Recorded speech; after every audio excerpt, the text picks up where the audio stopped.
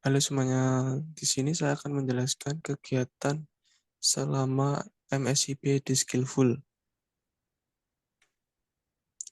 Sebelumnya, perkenalkan nama saya Rizky Romadhani Sandi dengan NPM 2008-2010-157 dengan Prodi Sistem Informasi Fakultas Ilmu Komputer Universitas Pembangunan Nasional Veteran Jawa Timur.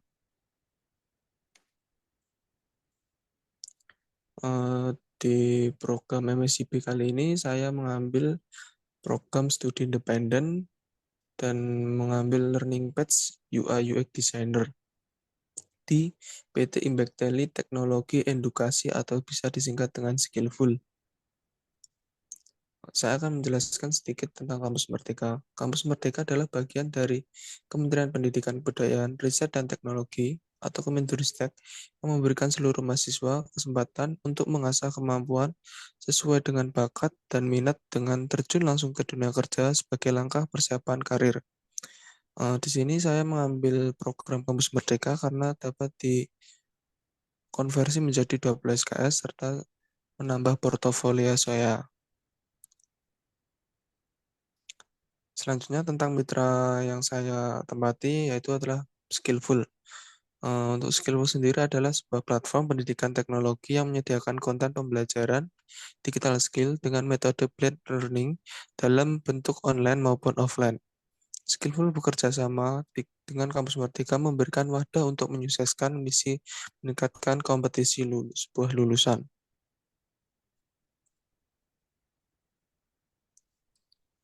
Sudah saya jelaskan di depan tadi, saya mengikuti sebuah program yaitu program UI UX. Di sini saya akan menjelaskan singkat tentang apa itu UI dan UX.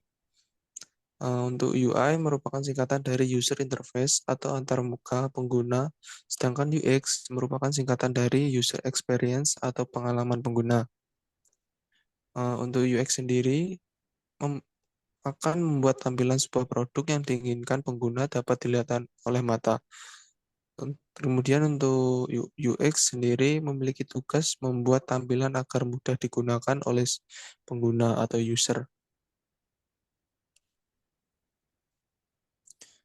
Di sini saya menggunakan dua aplikasi saat melakukan MSCP di Skillful. Yang pertama yaitu Google Spreadsheet untuk mendokumentasikan data tes dan testing. Kemudian ada Figma untuk mendesain sebuah UI. Kemudian saya akan menjelaskan kegiatan sehari-hari MSIB setiap minggunya. Untuk yang pertama, minggu pertama saya ada collaboration day. Di sini ada pengenalan suatu program seperti eh, pengenalan UI UX, designer, dan para mentor. Kemudian pada live session week pertama ada kelas live section atau pertemuan pertemuan setiap hari Sabtu yang untuk materi minggu pertama tentang design thinking empathize. Untuk studi kasusnya yaitu pembelajaran online. Untuk asesmen dan pretest dan post-test saya kerjakan di website Skillful. Kemudian pada minggu kedua ada self learning yaitu belajar mandiri yang disediakan oleh platform Skillful. Kemudian ada live session minggu kedua seperti biasa jam 9 sampai jam 12 dapat materi define dan adiat. Kemudian asesmen pretest dan post-test week pertama ada di website Skillful. Kemudian pada minggu kedua saya melakukan self learning atau pembelajaran mandiri pada website Skillful. Kemudian live session week ketiga yaitu pada dari Sabtu sampai Jumat. Dari Sabtu jam 9 sampai jam 12 materi user flow dan wireframe. Kemudian ada asesmen pretest dan post-test pada minggu pertama di website Skillful. Kemudian minggu keempat saya ada live session seperti biasa jam 9 sampai jam 12. Di sini materinya tentang desain sistem dan UI desain sistem. Kemudian pada asesmen tes untuk asesmen penugasan dan tes post test saya kerjakan di platform Skillful. Kemudian di sini ada webinar webinar tentang webinar tentang mental health protocol in competitive area, yaitu menjelaskan tentang sebuah cara gimana tetap sehat di era kompetitif. Kemudian minggu kelima seperti biasa ada live class session jam 9 sampai jam 12 pada hari Sabtu. Materi yang disampaikan tentang finishing UI design, yaitu desain UI yang sudah jadi 100%. Kemudian ada assessment test dan post test pada minggu kelima, yaitu saya kerjakan di website Skillful. Kemudian pada minggu keenam seperti biasa live session eh, jam 9 sampai 12 pada hari Sabtu. Di sini materi tentang UI design dan prototyping. Kemudian asesmen, tes dan pretest minggu keenam saya kerjakan di website Skillful atau platform Skillful. Kemudian minggu ketujuh seperti biasa ada live class session jam 9 sampai jam 12. Saya kerjakan pada hari Sabtu sampai jam 9 sampai jam 12. Di sini materi yang saya sampaikan adalah materi testing, yaitu materi tentang apa sebuah aplikasi yang sudah jadi, yaitu studi kasus eh, pembelajaran online. Kemudian asesmen test dan post test saya kerjakan di website Skillful. Kemudian self learning itu belajar materi-materi yang disediakan ada di platform Skillful. Kemudian di sini saya pada minggu ke-8 ada seperti biasa live session jam 9 sampai jam 12. Di sini saya membuat materi UX case study di sebuah website Medium, yaitu website untuk mengupload hasil karya sebuah UI dan UX. Kemudian asesmen pretest dan post-test minggu ke-8 terdapat di website Skillful. Kemudian self learning minggu ke-8 saya kerjakan di website Skillful, yaitu tentang materi-materi yang disediakan oleh Skillful. Kemudian ada minggu ke-9 ada live class session seperti biasa hari Sabtu jam 9 sampai jam 12 tentang materi empathize. Di sini ada project baru, yaitu project penanggulangan bencana, yaitu di sini projectnya untuk tugas akhir atau project tugas akhir. Kemudian di sini asesmen week ke-9 saya kerjakan untuk tugasnya ada di website Skillful dan untuk pengumpulannya ada di Google Classroom.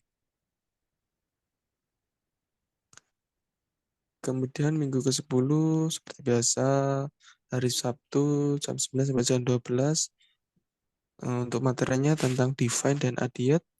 Kemudian asesmen week 9 saya kumpulkan di Google Classroom, tapi materinya tetap ada di website Skillful. Kemudian di sini ada workshop CV dan interview preparation. Di sini workshopnya tentang cara membuat CV saat akan mau mendaftar suatu pekerjaan.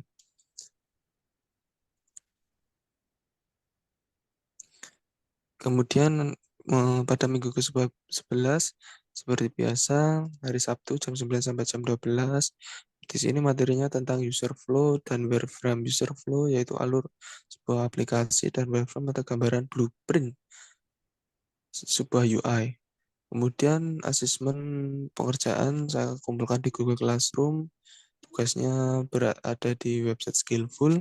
Kemudian di sini ada webinar lagi tentang time stress management, yaitu materinya sebuah cara mengatur supaya tidak terjadi stres saat tugas menumpuk dan intinya seperti manajemen waktu supaya tidak stres.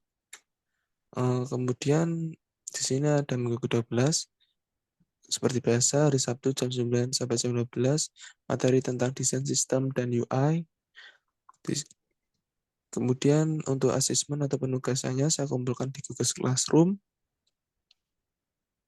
Kemudian minggu ke-13 ada live class session Sabtu sampai jam 9 sampai jam 12 materi tentang finishing UI design. yaitu UI design yang sudah jadi 100% dan dikumpulkan. Kemudian untuk pengumpulannya saya kumpulkan di Google Classroom. Kemudian untuk minggu ke-14 terdapat seperti biasa live class session jam 9 sampai jam 12 hari Sabtu. Materinya tentang prototyping dan preparation for user research. Kemudian assessment week ke-11 ada Google Classroom. Kemudian webinar internship dan pitching. Di sini tentang cara webinar disebut cara supaya kita dapat memberi supaya kita bisa lolos sebuah tes saat akan bekerja.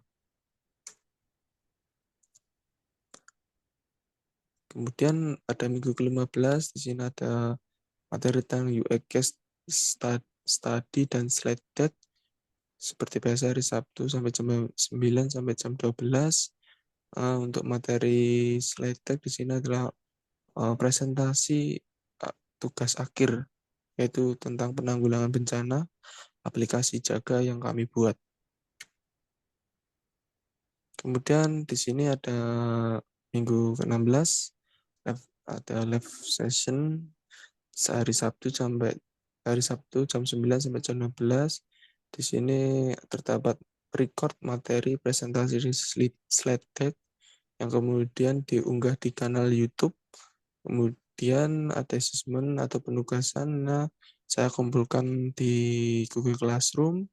Kemudian di sini ada webinar internship dan pitching portfolio management, yaitu di sini ada webinar tambahan seperti cara mendaftar CV, membuat CV, dan mendaftar sebuah pekerjaan. Di sini pada portfolio management untuk perlu diketahui sebelumnya tugas portofolio ada pada tugas CV. Kemudian ada pembenaran.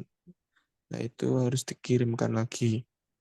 Kemudian untuk minggu ke-17 ada final review, yaitu mentor memberikan hasil nilai selama mengikuti program studi.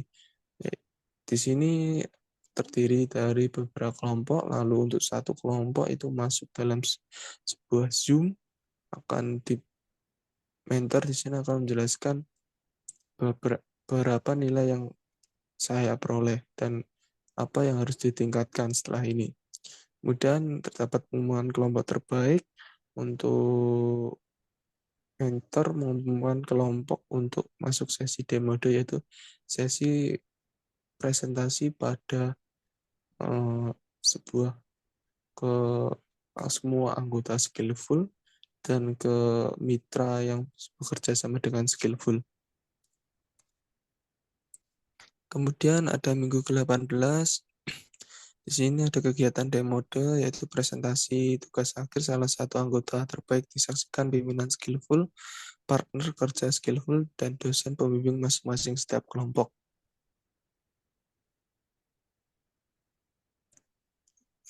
Sebelum masuk ke penjelasan final project, tugas akhir pembelajaran, saya akan sedikit saya akan sedikit menambahkan suatu penjelasan tentang final project saya. Di sini final project saya itu membuat sebuah aplikasi penanggulangan bencana di yang berfokus pada suatu daerah, yaitu kelompok suatu daerah, yaitu di daerah Jawa Timur, yang terdiri dari bencana banjir, lalu longsor, dan angin eh, angin puting beliung. Untuk penjelasannya sebagai berikut. Kan Selanjutnya saya akan menjelaskan desain aplikasi penanggulangan bencana Jatim Siaga atau singkat Jaga. Di sini saya akan menjelaskan. Baik, selanjutnya di sini saya akan menjelaskan project akhir atau final project dari program Skillful. Ada Proyek akhir kali ini saya memperoleh sebuah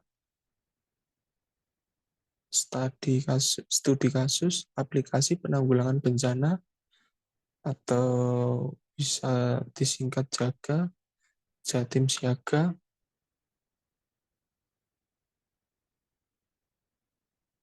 Di sini saya beranggotakan 5 kelompok dan untuk 5 kelompok anggota kelompok. Di sini saya untuk penugasannya dibagi setiap masing-masing kelompok memiliki tugas masing-masing. Untuk konteks pembahasan kali ini tentang latar belakang, proses desain, lalu kesimpulan. Untuk latar belakang sendiri, di sini dijelaskan negara Indonesia merupakan negara yang dikelilingi ring of fire, sehingga risiko terjadi bencana alam sering terjadi tinggi. Belum lagi bencana alam seperti banjir dan mengakibatkan kerugian material maupun imaterial. Untuk solusi desain yang kami ambil yaitu pembuatan aplikasi penanggulangan bencana alam yang memberikan informasi terupdate secara seputar bencana alam yang terjadi untuk lingkup aplikasi kami pada daerah Jawa Timur. Untuk lingkup bencananya meliputi banjir, tanah longsor, dan objektif yang ingin dicapai itu yang pertama memfasilitasi masyarakat Jawa Timur agar lebih siap dalam menghadapi bencana alam yang akan terjadi sekitar lingkup tempat tinggal. Yang kedua, menjamin terselenggaranya penanggulangan bencana alam secara terencana guna meminimalisir korban jiwa. Untuk metode yang kami gunakan kali ini menggunakan metode design thinking yang terdiri dari empathize, define, ideate, prototype, dan testing. Untuk tahap empathize sendiri, kami melakukan interview ke beberapa orang dan hasil interview kami akan data. Untuk interview pertama, kami memiliki responden yang bernama Putri Permatasani, berjenis kelamin perempuan yang berprofesi sebagai ASN di BMKG, lalu dia pernah terdampak bencana alam. Untuk masalahnya dapat kita untuk masalah yang diperoleh dapat dilihat di layar. Kemudian kami interview kepada user seseorang. Yang kedua yaitu profil responden kedua ada Muhammad Rizal Fauzan, berjenis kelamin laki-laki, berprofesi sebagai ASN BMKG, dan dia pernah terdampak bencana alam. Untuk masalah dan goalnya dapat kita lihat pada layar.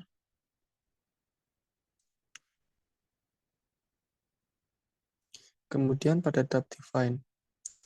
Di sini tab define kami bagi menjadi pain point dan wake me. Pain point yaitu untuk pain point-nya yaitu tidak dapat melaporkan bencana.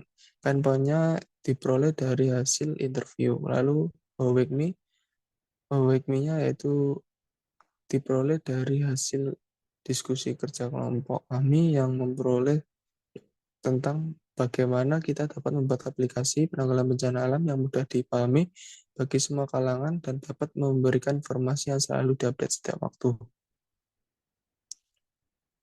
Kemudian untuk tahap define, untuk tahap idea, untuk solution idenya yaitu menambahkan fitur perakiraan cuaca dan bencana yang terjadi di suatu daerah. Kedua, menambahkan informasi bencana secara real time. Ketiga, menambahkan fitur keselamatan berupa tulisan atau video terjadi bencana. Lalu yang terakhir, menambahkan fitur lapor bencana. Kemudian prioritas adiet.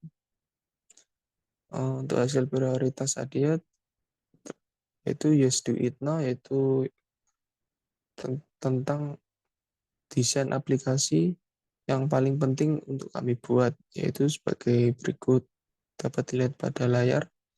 Kemudian kemudian do next yaitu desain yang akan kami buat setelah yes do it now.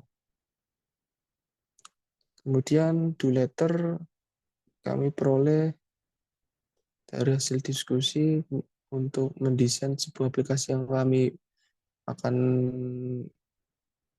aplikasi yang akan kami bangun, tapi untuk kemudian untuk do letternya dapat lihat pada layar, kemudian do last,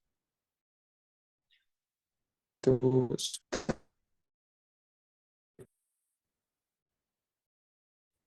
kemudian user flow. Untuk user flow sendiri kami bagi menjadi beberapa, yaitu pertama lapor bencana, informasi bencana, perakiraan cuaca, feed berita, lalu donasi bencana. Berikut adalah hasil user flow kami yang kami buat, dan berikut adalah hasil user flow informasi bencana. Berikut ya hasil user flow lapor bencana, dan berikut hasil user flow feed berita, dan berikut user flow donasi, dan berikut adalah wireframe. Untuk perlu diketahui tadi untuk user flow yaitu alur jalannya suatu program aplikasi yang kami buat. Lalu untuk wireframe sendiri ini adalah gambaran blueprint sebelum menjadi UI. Kemudian masuk ke prototype.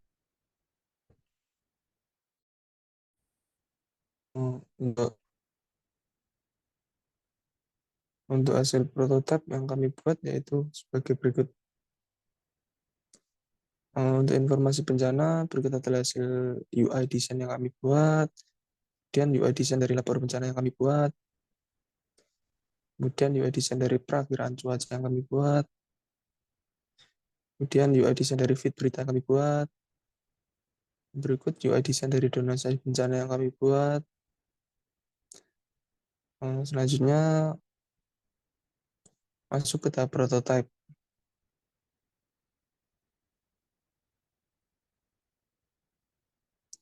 Tahap prototype ini kami menggunakan aplikasi Figma untuk mendesain UI.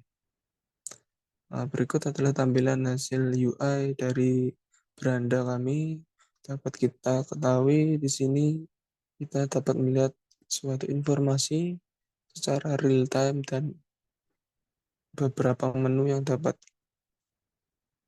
diklik. Lalu untuk scroll ke bawah di sini informasi bencana yang terbaru atau yang sedang terjadi.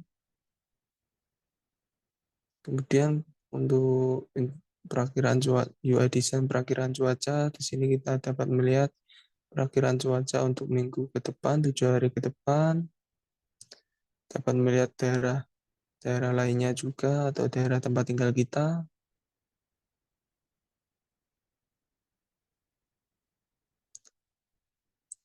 Kemudian ada fitur donasi.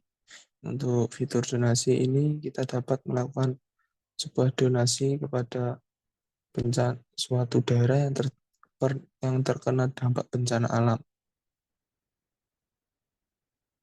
Untuk donasi ini dibatasi waktu dan kita dapat melihat informasinya lebih lengkap.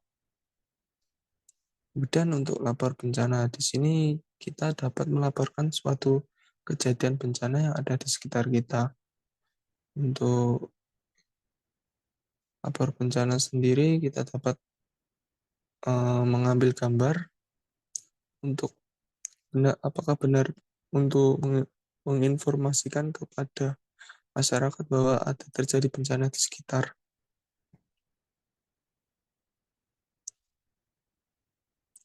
Untuk perlu diketahui untuk lapor bencana untuk melakukan lapor bencana kita harus login terlebih dahulu. Kemudian untuk mitigasi bencana yaitu adalah untuk memberikan informasi kepada masyarakat luas bagaimana cara kita supaya saat terjadi bencana itu bagaimana. Seperti terjadi bencana banjir dapat kita lalui step-stepnya seperti menghubungi pihak berwenang, terus kemudian apabila harus terpaksa meninggalkan rumah sebelum itu tempatkan dulu barang perabotan yang rawan di atas, dan sebagainya. Kita dapat melihatnya dengan melalui tulisan atau dapat melihat dengan YouTube. Kemudian feed bencana yaitu kita dapat melihat informasi bencana yang telah dilaporkan pada pengguna lainnya. Kita dapat melihatnya seperti ini, seperti Rute Ande, terjadi gempa bumi, tiba belasan rumah tetangga hancur. Kemudian kita dapat melihat berita banjir, berita gempa, eh, berita longsor, dan sebagainya. Apabila kita mencari suatu spesifik, kita dapat memasukkan kata kuncinya di sini, dan berita bencana yang kita cari akan muncul. Kemudian pada peta bencana, yaitu kita dapat melihat lokasi terjadinya bencana suatu daerah atau lokasi terjadinya bencana yang ada di sekitar kita. Di sini kita dapat melihat lebih detail banjir, lebih detail informasinya seperti tinggi air, lalu untuk banjir, untuk gempa bumi kita dapat melihat status pergerakan tanah, kemudian untuk tanah longsor kita dapat melihat uh, magnitudo kekuatan tanah, dan sebagainya. Kemudian untuk yang terakhir adalah profil. Di sini kita dapat memasukkan data diri kita sesuai dengan informasi yang memasukkan data diri kita seperti nama dan sebagainya.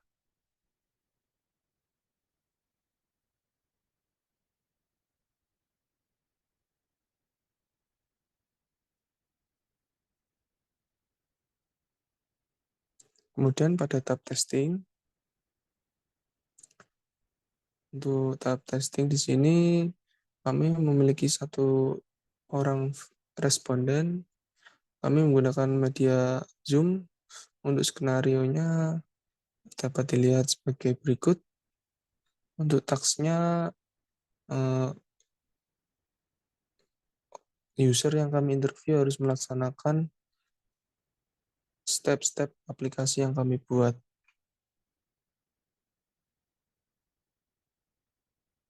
Dan berikut adalah hasil dari perolehan penilaian dari 1 sampai 7.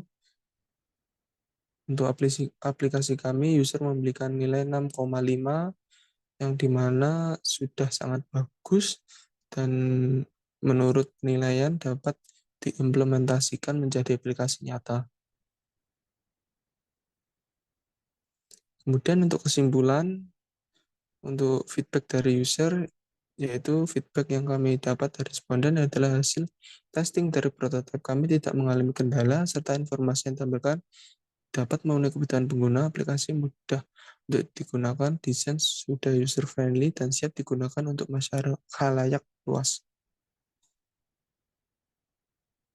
Eh,